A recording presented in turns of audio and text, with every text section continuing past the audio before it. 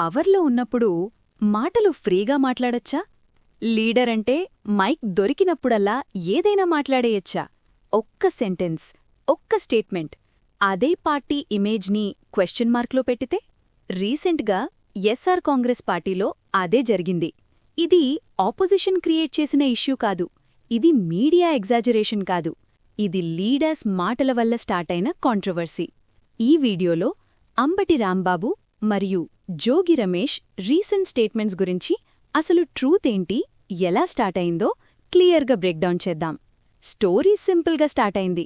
Public platforms, press meets, open microphones. Ambati Rambabu media ముందు చేసిన comments tone అగ్రెసివ్గా ఉండటం, లాంగ్వేజ్ ఇన్అప్రాప్రియేట్ అని అలిగేషన్స్ వచ్చాయి. అదే టైంలో జోగి రమేష్ చేసిన పబ్లిక్ రిమార్క్స్ సోషల్ మీడియాలో వైరల్ అయ్యాయి. క్లిప్స్ కట్ అయ్యాయి, షార్ట్స్ తయారయ్యాయి, రీల్స్లో సర్క్యులేట్ అయ్యాయి.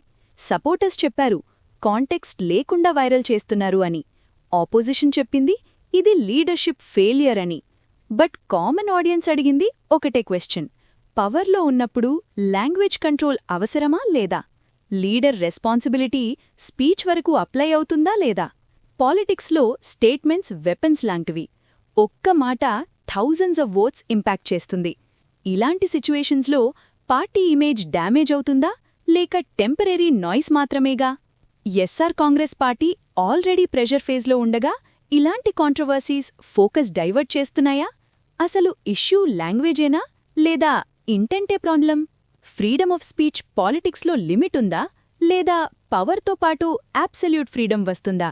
ఈ వీడియో జడ్జిమెంట్ ఇవ్వదు, ఫ్యాక్ట్స్ మాత్రమే చెప్తుంది. మీరు డిసైడ్ అవ్వాలి. మీ ఒపీనియన్ కమెంట్స్లో చెప్పండి. అగ్రీ అయితే లైక్ చేయండి, డిఫరెంట్ వ్యూ ఉంటే షేర్ చేయండి. బికాస్ పాలిటిక్స్లో సైలెన్స్ కంటే డిస్కషన్ పవర్ఫుల్.